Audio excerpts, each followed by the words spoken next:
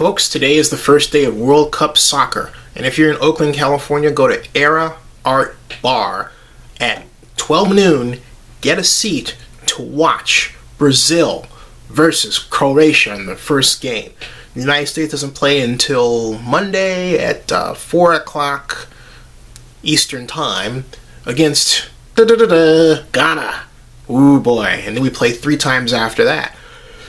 Will the United States get out of its group? Sadly, I'm going to say no. My favorite, I'm going to go with Brazil. I'm going to go with a home team. But it'll be cool to see Mexico, and I've got a soft spot for Germany as well.